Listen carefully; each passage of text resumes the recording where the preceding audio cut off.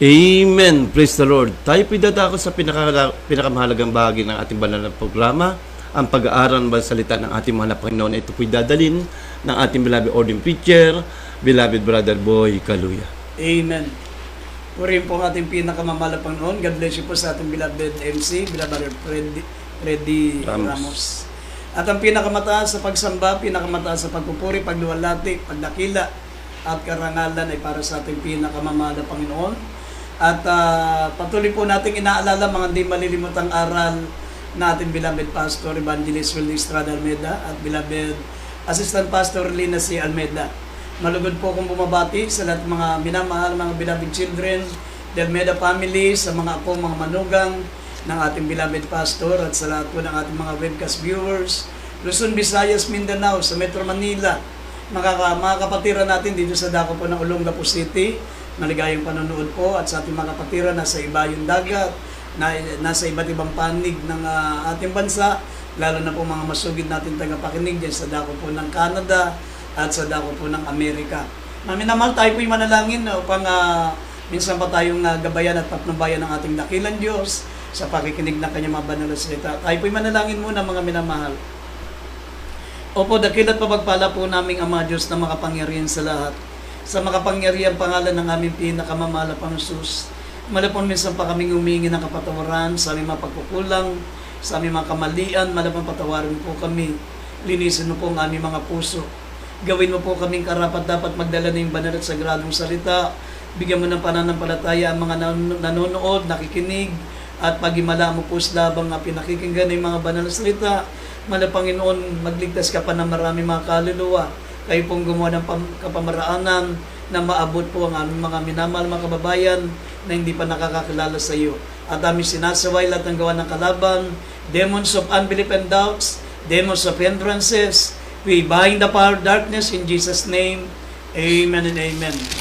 Purin po ang ating pinakamamahal po mga minamahal, kahit ibuksan natin na ating dalawang pambungad na talata.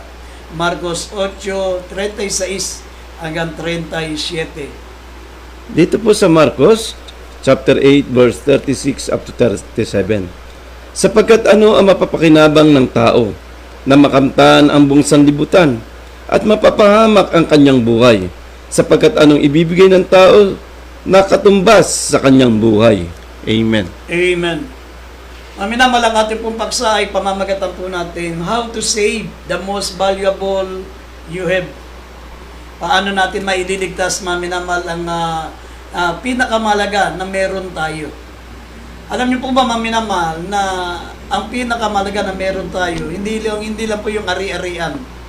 Hindi lamang po yung mga malalaki nating bahay, hindi lamang po yung mga magagara nating kotse, hindi lamang po yung ating profesyon, hindi lamang po yung ating mga posisyon dito po, minamahal, sa sanlibutan ito, kundi ang pinakamahalaga, minamahal, na meron tayo ay ang ating kaluluwa. Ang ating kaluluwa, minamahal, sapagkat ang ating kaluluwa po, minamahal, yan po ang magbibigay sulit sa Diyos. Kasi sinabi ng banal na kasulatan, sapagkat ano mapapakinabangan ng tao na makamtan niya ang buong sanlibutan kung mapapahamak ang kanyang kaluluwa. Sapagkat anong ibibigay ng tao na katumbas ng kanyang buhay. Kaya nga, minamahal, gusto ko pong ipaalam sa inyo, minamahal, na ang pinaka-importanting bagay na nasa atin ngayon, hindi po ang material na bagay. Hindi po, minamahal, ang mga profesyon, hindi lamang, minamahal, ang kapangyarihan o ano man meron ka ngayon. Mga minamahal, akin po sinasabi sa inyo, ang pinakamalagang meron ka ngayon ay ang iyong kaluluwa. Sapagkat ang kaluluwa po, minamahal, ito po'y walang hanggan. Kaya nga sabi rito, for what shall profit a man if he gain the whole world but suffer and lose his own soul? Ano mapapala ng tao kung makamtan niya ang buong kayamanan sa sanlibutan, makamtan niya ang kapangyarihan sa sanlibutan, ngunit mapapahamak naman ang kanyang kaluluwa? Kaya nga dito po matutunghayan niyo po, minamahal, ang kahalagahan po ng ating mga kaluluwa. Sabi ng Biblia, minamahal, for what is your life? It is like a vapor that appeareth for a little time and then vanisheth away. Mga minamahal, sabi ng Biblia sa James chapter 4 verse 14. Kaya hindi basahin po natin, mga minamahal, ang talatang ito at sundan din po natin ang unang Timoteo 6:7 hanggang 8. Kaya hindi basahin natin dalawang talatang yan. Dito po sa Santiago chapter 4 verse 14. Kayo ngang hindi nakakaalam ng mangyayari bukas. Ano ang inyong buhay? Kayo nga'y isang singaw na sa sandaling panahon ay lumilitaw at pagdakay napapawi. Dito sa 1 Timothy chapter 6 verse 7 and 8. Sapagkat wala tayong dinalang anuman sa sanlibutan at wala rin naman tayong mailalabas na anuman.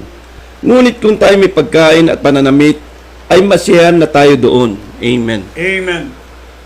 Nakita nyo, maminamahal, ang sabi ng banal na kasulatan. Ang Biblia po, maminamahal, ito po ay mensaheng galing sa Diyos. At ang Diyos, maminamahal, siya po ang pinakamarunong, pinakamatalino, at higit na nakakalam ng lahat ng bagay. Kaya nga kung sinabi ng ating pinakamamahal na Panginoon, maminamahal, na mas mahalaga po ang ating pong kaligtasan, mas mahalaga po ang ating buhay, ang ating kaluluwa, mga minamahal, kaysa sa mga bagay na material. Sabi po ng James chapter 4 verse 14, sabi rito, for what is your life? It is even a vapor that appeareth for a little time and then vanisheth away. Ano ba ang buhay natin, mga minamahal? Ito'y katulad lamang ng singaw na sa sandaling panahon ay lumilitaw at pagdaka ay naglalaho. Pagdaka ito'y napapawi. Maminamahal, ang buhay po natin, ito po'y pansamantala. Pero tandaan po natin, ang buhay po, maminamahal, ay walang hanggan. Meron tayong kaluluwa na merong walang hanggan. Ang kaluluwa po natin ay walang hanggan. Ang sabi rito sa pangalawang talatang binasa natin, sapagkat wala tayong dinalang anuman sa sanlibutan, wala rin man tayong mailalabas na anuman. Ngunit kung tayo may pagkain at pananamit, masiyahan na tayo doon. Tignan nyo, maminamahal, bakit sinabi rito na wala tayong dinalang anuman sa sanlibutan, wala rin naman tayong mailalabas na anuman. Ibig sabihin, maminamahal, pagkamatay natin dito sa lupa, meron po tayong tutunguhan pagdating natin sa kabila. Ito po, maminamahal, yung tinatawag na eternal life.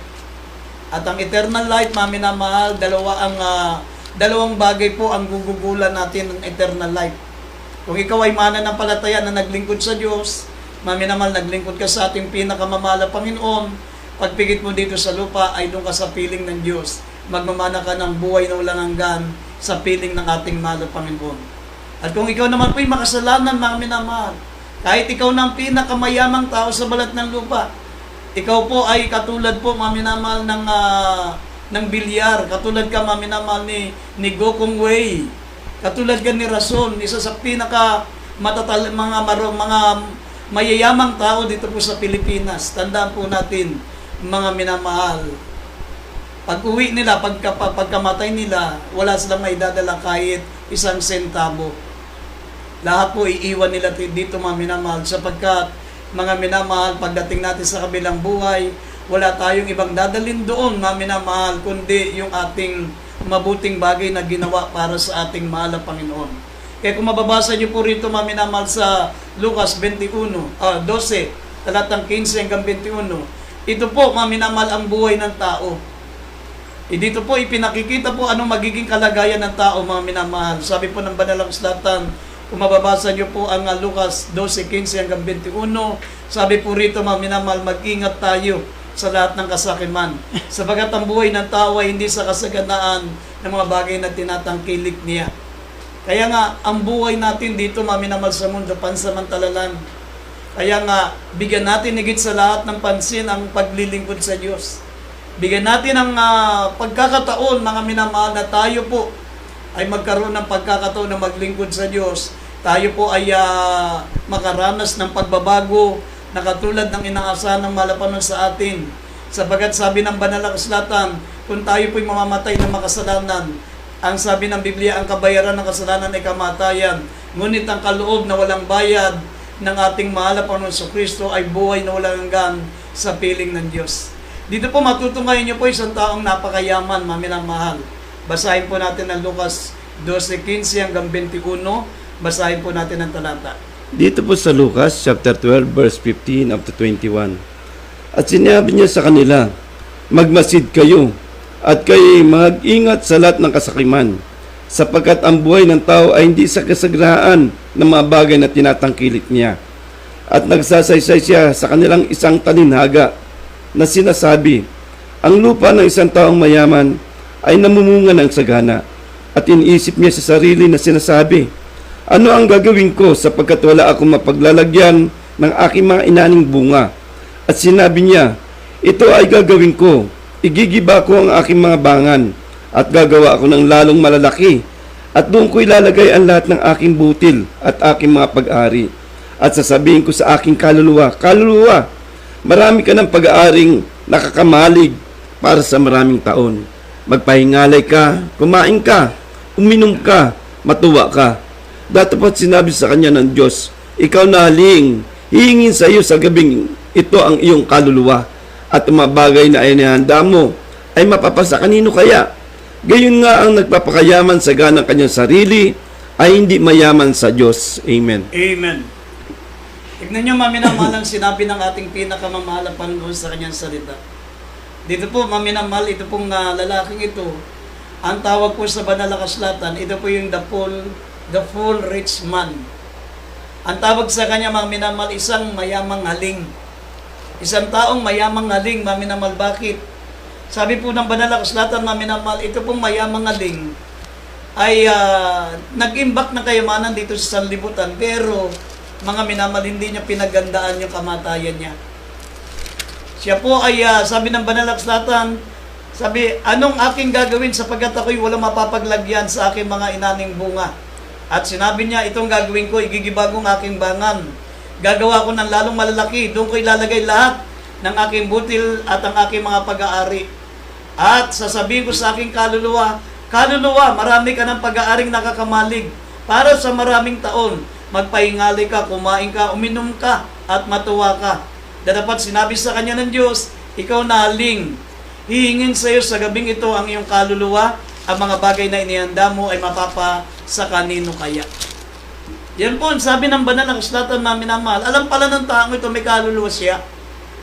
Alam niyang may kaluluwa siya, maminamahal, pero sinabi niya, maminamahal, kaluluwa, marami ka ng pag-aari na nakakamalig para sa maraming taon. Magpahingali ka, kumain ka, uminom ka at matuwa ka. Alam niya palang may kaluluwa siya, pero hindi niya binigyan ng pansin kung saan niya ilalagak ang kanyang kaluluwa pagkamatay niya, maminamahal. Akala niya ang buhay ay dito lamang po sa lupa. Kasi sinabi ng Diyos sa kanya, maminamahal, ikaw na haling. Tinawag siyang haling, maminamahal, pero sa sanlibutan, ito po'y matalino, ito po'y talagang mapupuri ito ng mga tao dito sa lupa. Sabagat madiskarte sa buhay dahil yumaman po siya. Pero sa mata ng Diyos, ang sabi sa kanya, ikaw na haling, hingin sa iyo sa gabing itong iyong kaluluwa at ang mga bagay na inihanda mo ay mapapasa kanino kaya. Gayun din ang mga nagpapakayaman sa ganang kanyang sarili ay hindi mayaman sa Diyos. Kasi maminamahal, tandaan po natin, only one life will soon be passed, but only what done for Christ will last. Ibig sabihin, maminamahal, lahat ng bagay na ginagawa natin dito sa lupa, mga minamahal, wala po tayong madadala. Ang madadala lang natin yung ginawa natin para kay Kristo. Kung meron man tayong pagkain, kung meron man tayong tahanan, meron tayong magagarang damit, kung meron tayong magagarang sasakyan, tandaan po natin, maminamahal, ito po ay para dito sa lupa lang. Hindi natin madadala yan, hindi natin madadala sa kabilang buhay yan, maminamahal.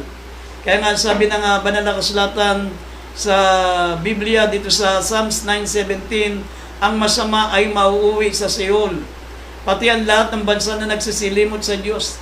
The wicked shall turn into hell, and all the nation that forget God. Lahat ng mga taong nakalimot na sa Diyos, maminamahal, hindi pinag-uusapan kung sino ka, kung ano ka.